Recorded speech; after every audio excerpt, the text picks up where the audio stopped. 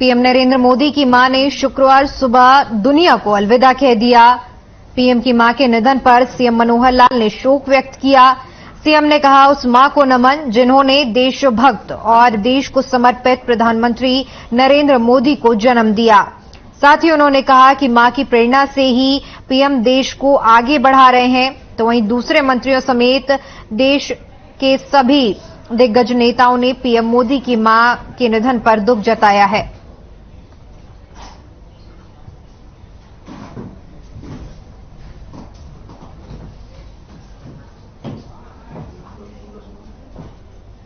मैं उस मां को नमन करता हूं जिस मां ने देशभक्त और एक इस प्रकार से समर्पित व्यक्तित्व जो हमारे देश के प्रधानमंत्री श्री नरेंद्र मोदी जी हैं उनको जन्म दिया। 100 साल की आयु मां की हुई और मां की प्रेरणा से ही हमारे प्रधानमंत्री नरेंद्र मोदी जी जिस लगन से इस देश को आगे बढ़ा रहे हैं, दुनिया में एक नाम कर रहे हैं, वास्तव में इस मां की ही कृपा से ये सब संभव हो पाया है। देश के प्रधानमंत्री आदरणीय नरेंद्र मोदी जी की माता श्री का जो निधन हुआ है बेहद दुखद है और 100 साल की आयु पूरी कर गई है। और सबसे बड़ी बात है कि जो माता पिता चाहते हैं बेटा को उस मुकाम पर पहुंचाने का, जो माता का आशीर्वाद मोदी जी को मिला है और जो मोदी जी को इस मुकाम पर जो पहुंचाने का कार्य रहा वो मां को जाता है। ये दुनिया में नहीं रही। मैं तो भगवान से यही विनती करूंगा, भगवान अपने चरणों में स्थान दे और मोदी जी को ताकत मिले। देश और दुनिया में जो गौरव प्राप्त मोदी जी को हुआ है उस पर आशीर्वाद बनाए रखे और मैं अपनी तरफ से माता जी के चरणों में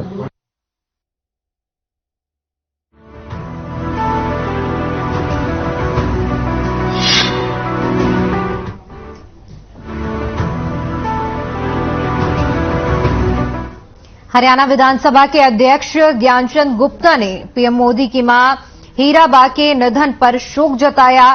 लिखा, प्रधानमंत्री श्री नरेंद्र मोदी जी की मां हीराबा के निधन से दुखद सूचना उनकी प्राप्त हुई है। ईश्वर से दिवंगत आत्मा को अपने श्री चरणों में स्थान देने की कामना की और शोककुल प्रधानमंत्री मोदी जी और समस्त परिवारजनों को संबल प्रदान करने की शक्ति दे।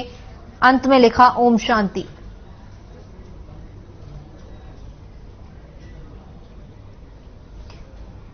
तो हरियाणा विधानसभा के अध्यक्ष ज्ञानचंद गुप्ता ने पीएम मोदी की मां के निधन पर शोक जताया है।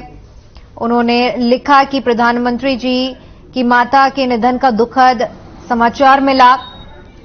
ईश्वर से दिवंगत आत्मा को अपने श्री चरणों में स्थान देने की कामना करते हुए उन्होंने ट्वीट किया है। इसके साथ ही साथ उन्होंने पीएम मोदी और सभी परिवारजनों को संबल प्रदान करने की शक्ति देने की बात लिखते हुए ट्वीट किया है।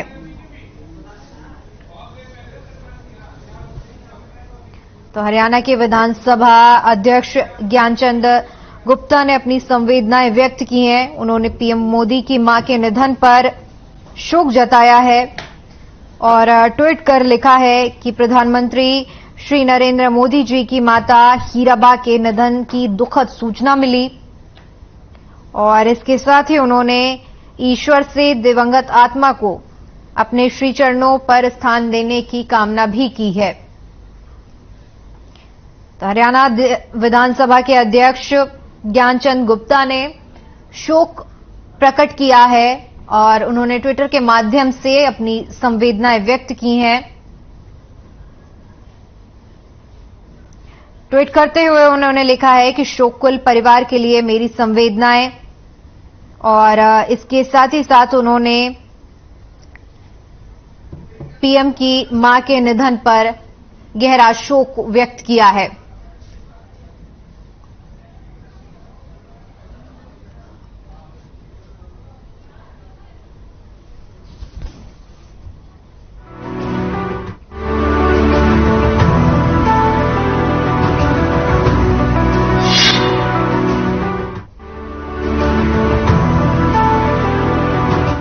यमुनानगर के जगाधरी में बैंक ऑफ महाराष्ट्र की नई शाखा का उद्घाटन हुआ। हरियाणा के कैबिनेट मंत्री कंवरपाल गुर्जर ने उद्घाटन किया। इस मौके पर बैंक के वरिष्ठ अधिकारियों के अलावा बीजेपी के जिला अध्यक्ष राजेश सप्रा, बीजेपी प्रदेश कार्यकारिणी के सदस्य देवेंद्र चावला समेत अन्य नेता मौजूद रहे। मंत्री कंवरपाल गुर्जर ने इस अवसर पर कहा कि वो बैंक की सफलता की कामना करते हैं। उन्होंने कहा कि इंडस्ट्री खेती में बैंकों की महत्वपूर्ण भूमिका होती है। उन्हें उम्मीद है कि बैंक इन्हीं सेवाओं को आगे बढ़ाएगा। वहीं बैंक के जोनल मैनेजर सुशांत गुप्ता ने बताया कि बैंक ऑफ महाराष्ट्र में हाउसिंग लोन सबसे कम है और 3 EMI फ्री देते हैं। इसके अलावा वाहन ऋण भी सबसे कम ब्याज दर पर उपलब्ध है। उन्होंने बताया कि हरियाणा के अलग अलग इलाकों में 10 शाखाएं जल्द खोली जाएंगी।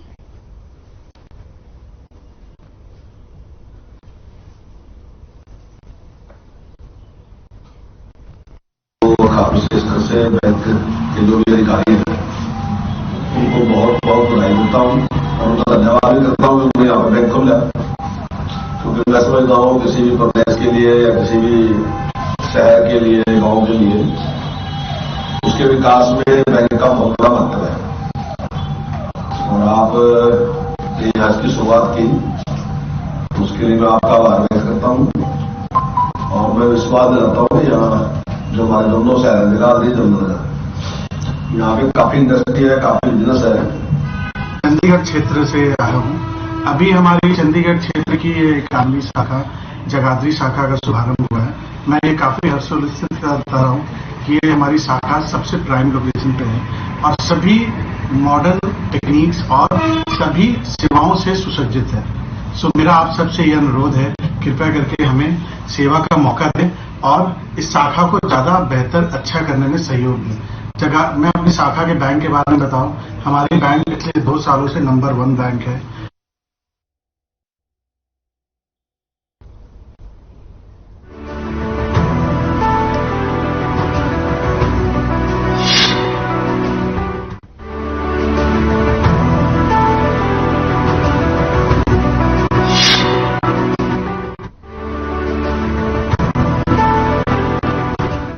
हरियाणा के खेल मंत्री और पूर्व ओलंपियन संदीप सिंह विवादों के घेरे में हैं। हरियाणा में खेल विभाग की जूनियर महिला कोच ने आरोप लगाए हैं कि खेल मंत्री ने अपने सरकारी आवास में बुलाकर उससे छेड़छाड़ की। महिला कोच ने यह भी कहा कि इससे पहले और भी महिला खिलाड़ियों के साथ खेल मंत्री गलत काम कर चुके हैं। विवाद उठने के बाद खेल मंत्री ने दावा किया कि उनके खिलाफ षड्यंत्र रचा जा रहा है। महिला कोच ने बताया कि खेल मंत्री संदीप सिंह ने उसे इंस्टाग्राम के जरिए कनेक्ट किया, वैनिश मोड पर बात की, जिससे 24 घंटे बाद मैसेज डिलीट हो गया। उसने बताया कि खेल मंत्री ने उसके साथ स्नैपचैट पर बात करने को कहा, फिर मुझे चंडीगढ़ के सेक्टर 7 लेक साइड मिलने को बुलाया। मैं नहीं गई तो फिर इंस्टा पर ब्लॉक और अनब्लॉक करते रहे। फिर उसे एक डॉक्यूमेंट के बहाने घर बुलाया जहां मंत्री ने उसके साथ छेड़छाड़ की। अभय चौटाला ने कहा कि नेशनल खिलाड़ी ने हरियाणा के खेल मंत्री संदीप सिंह पर आरोप लगाए हैं।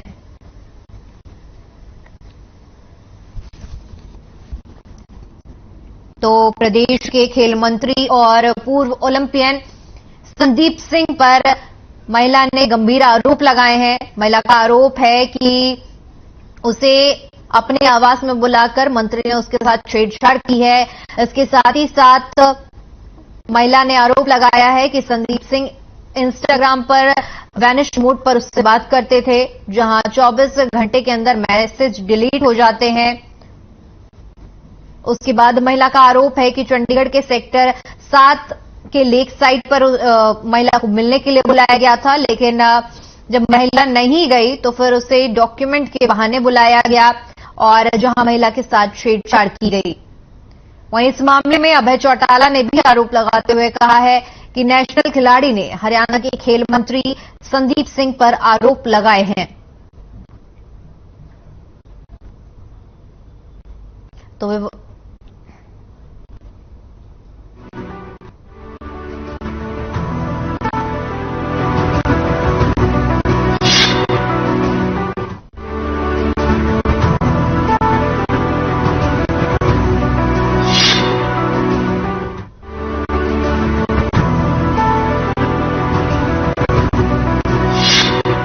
मोहल्ला रामदासिया में बुधवार देर रात को एक बारहसिंगा उछल कूद करता हुआ नजर आया।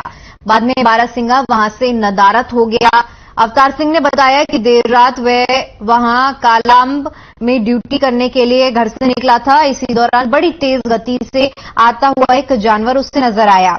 भयभीत होकर अवतार सिंह उसे देखकर घर के अंदर घुस गया। जब दोबारा बाहर आया तो वह जानवर नजर नहीं आया। पड़ोसी के घर में लगे सीसीटीवी कैमरे की फुटेज की जांच करने पर इस जानवर के बारहसिंगा होने की पुष्टि की गई। वहीं इस बारहसिंगा द्वारा बीडीपीओ कार्यालय के आसपास खेतों में भी काफी नुकसान के बारे में जानकारी मिली है। बहरहाल कस्बे में बारहसिंगा के आने की सूचना से भय का माहौल है।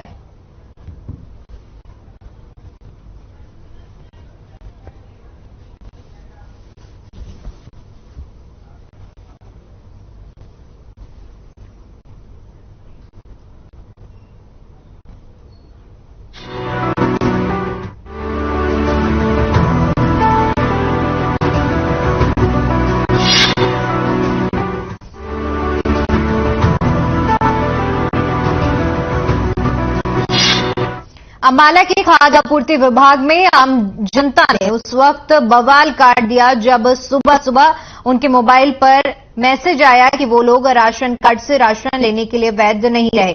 गुस्साए लोग सबसे पहले खाद्य आपूर्ति विभाग पर वजह जानने के लिए पहुंचे कि आखिर उन्हें अवैध कैसे घोषित किया, जिसके बाद वहां उन्हें ईडीसी कार्यालय भेज दिया गया। वहां पर उन्हें कोई हल नहीं मिला, जिसके बाद मीडिया से बातचीत करते हुए लोगों ने बताया कि सरकार ने जो फैमिली आईडी बनाई है उसमें हमारी इनकम गलत दिखाई गई है, जिसको लेकर आज सुबह हमें राशन कार्ड से राशन लेने के लिए अवैध घोषित किया गया है। ऐसे में लोग किसका दरवाजा खटखटाएं, हम सुबह सुबह से इधर उधर के धक्के खाने को मजबूर हैं।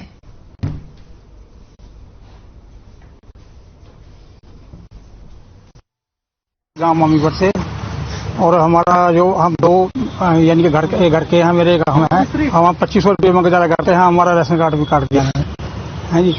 हम पहले एडीसी दफ्तर में गए और फिर वहाँ से यहाँ भेजे। यहाँ भी कोई मसला हल नहीं होया जी। यहाँ भी साइड बंद होगी। देखो जी हम कहाँ जाएंगे, गरीब आदमी है। ये राशन कार्ड सब मान ले 80% से ज़्यादा राशन कार्ड कट गए हैं। क्या बात है जी। उधर सरकार कह रही है कि गरीबों को सुविधा देंगे, उधर की सरकार इनको खत्म करने की सोच रही है जी। जिला अम्बाला से हूँ। हमारे पास मैसेज गया कि आपका राशन कार्ड कट गया, तो हम एडीसी दफ्तर गए। एडीसी दफ्तर में वहाँ से मारे करे तुम पुलिस दफ्तर में भग जाओ जनरली। तो यहाँ आए, इन्होंने साइड बंद कहा, साइड बंद हो गई है। साइड बंद करके एक साइड में बैठ के जनता परेशान हो रही है। सारे राशन कार्ड 100-150 बंदे वहाँ दफ्तर में एडीसी दफ्तर में बैठे। कुछ यहाँ से धक्के खाकर जा रहे हैं। हमारी कोई सुनाई नहीं कर रहा, ना हमें कोई बता रहा कि हम कहाँ जाएं, क्या करें। गरीब आदमी हमके जो थोड़े बता राशन पानी मिलता था वो भी बंद कर दिया नहीं।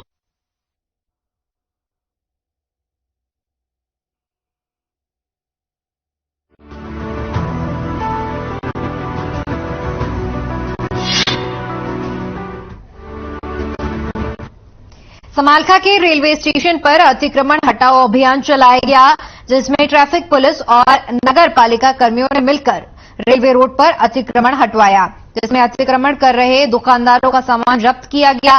तो वहीं कुछ दुकानदारों का चालान भी किया गया, क्योंकि कई बार समझाने के बाद भी कुछ दुकानदार अतिक्रमण करने से बाज नहीं आ रहे थे।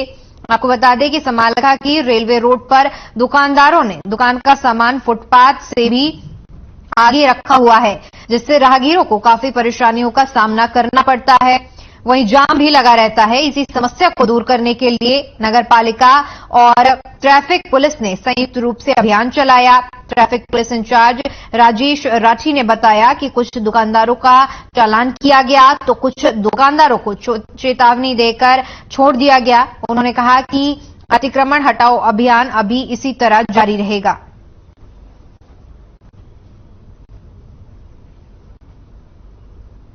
ये नगर निगम टीम के साथ में जो ये बार बार मैं कहने के बावजूद भी नहीं दुकानदार मान रहे हैं, जो दुकानों से आकर सामान रखे हुए हैं, नगर निगम टीम के साथ में इंस्पेक्टर विकास कुमार हमारे साथ में थे। तो इन्होंने कुछ ये होर्डिंग वगैरह उठाए, उसके बाद जो तख्त डाल के उस पर सामान रखते हैं। ये उचित उन्होंने सामान तख्त किया है।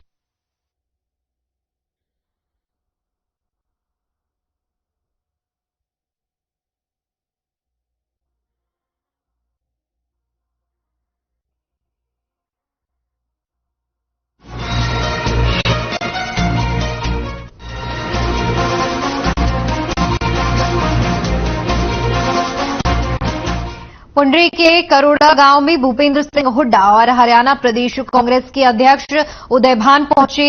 यहां कांग्रेस के वरिष्ठ नेता कमरपाल करोड़ा के बुलावे पर पहुंचे थे, लेकिन वहां पहुंची भीड़ को देखकर भूपेंद्र सिंह हुड्डा ने कहा कि हरियाणा में भारत जोड़ो यात्रा काफी सफल रही है और इस यात्रा का मकसद बढ़ती महंगाई जैसे अन्य मुद्दों को लेकर इस यात्रा का आयोजन किया गया है।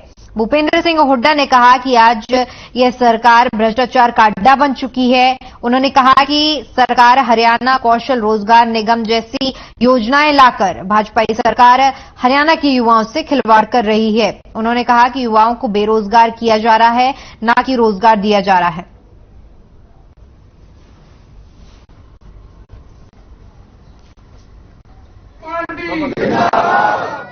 ये जो कौशल रोजगार निगम जो है जी, ये केवल हरियाणा के युवाओं से खिलवाड़ कर रहे हैं, भविष्य से खिलवाड़ कर रहे हैं जी। मतलब कोई मेरिट नहीं देखी जाती, बहुत सारी शिकायतें हैं और 30,000 से ज्यादा तनख्वाह नहीं। भारत जोड़ो यात्रा बहुत सफल है और बहुत जबरदस्त सहयोग मिल रहा है। जो उद्देश्य लेके चले राहुल गांधी जी जनचेतना के लिए, वो बहुत जबरदस्त मिल रहा है। हर वर्ग का सब पोस्टर डाली थी जी, 8,000 एप्लीकेशन लगी, 8,000 लोगों ने टेस्ट दिया जी, 600 पोस्ट का अगेंस्ट और 57 पास करे 57 जी। अब 57 इंटरव्यू में जाएंगे, उनमें से कितने होंगे ये इनका है। 600 पोस्ट का अगेंस्ट इन्होंने इस तरह के जो कोर्स से अलग जो ना लोगों के खिलवाड़ हो रहा है।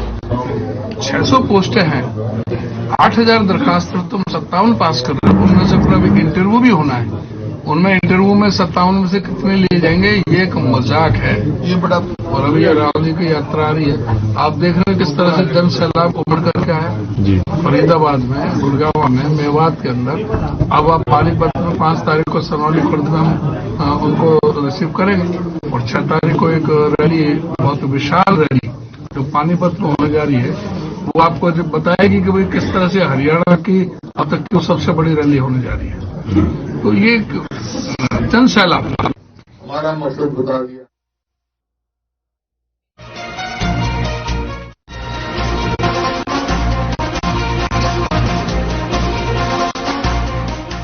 पुहाना में मनरेगा घोटाला का एक और मामला बिछौर थाने से सामने आया है। निजी जुआट को सामुदायिक दिखाकर मनरेगा योजना के तहत करीब 9 लाख रुपए गबन के मामले में बिछौर थाना पुलिस ने गांव की निवर्तमान सरपंच रूपशिदा, बीडीपीओ दिगंबर सिंह, कनिष्ठ अभियंता एबीपीओ समेत कई लोगों के पर विभिन्न धाराओं के तहत मुकदमा दर्ज किया है। बता दें कि पंचायत विभाग के अधिकारी पर भ्रष्टाचार कर सरकारी राशि का गबन करने का यह तीसरा मामला है। इससे पहले 2 और मामले दर्ज हो चुके हैं।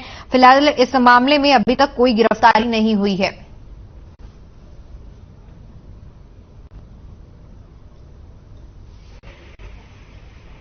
तीसरू गांव में एक जोहड़ की शिकायत थी कि उसमें एक्चुअली जोड़ बनाई नहीं और उसमें बिल पास हुए हैं, तो लगभग 9.5 लाख रुपए के गबन का एक मामला था, जिसमें पूरी जांच करके और उच्च अधिकारियों के अनुशंसा के बाद आज डिस्ट्रिक्ट महू में जो एफआईआर दर्ज हुई है, उसमें जो तत्कालीन सरपंच थे और बीडीओ ऑफिस जो अधिकारी जेई वगैरह जो संलिप्त थे, सभी के खिलाफ आज एक एफआईआर दर्ज हुई है। उसमें जांच स्थानीय पुलिस करेगी।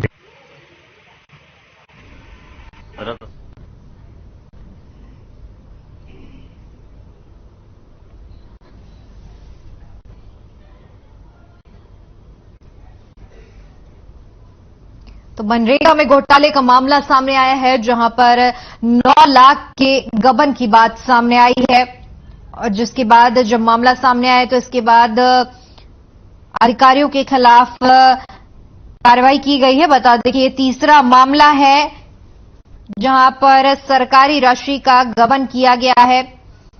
भ्रष्टाचार में लिप्त अधिकारियों के खिलाफ अभी तक कोई गिरफ्तारी नहीं हो पाई है। टोहाना में मनरेगा घोटाले का ये मामला बिछौर थाने से सामने आया है, जहां पर निजी जोहड़ को सामुदायिक दिखाकर मनरेगा योजना का लाभ दिया गया है।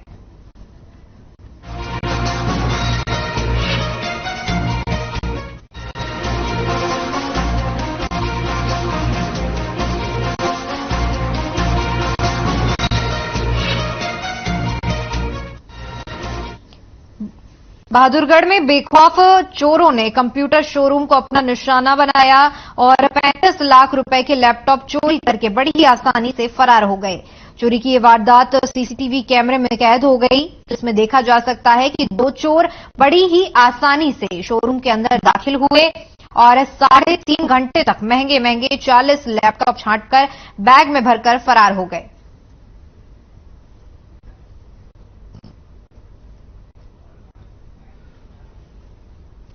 भाटापारा शहर थाना अंतर्गत महासती मंदिर में 22 दिसंबर और 23 दिसंबर के दरमियानी रात में कुछ चोरों के द्वारा मंदिर में घुस करके लगभग 450 ग्राम का चांदी का बना हुआ अलग अलग जो आभूषण थे भगवान के, जो कि चांदी की कीमत 25,000 रुपए थी और 30,000 रुपए नकदी, तो कुल जुमला 55,000 रुपए को चोरी करके कुछ अज्ञात चोर निकल गए थे।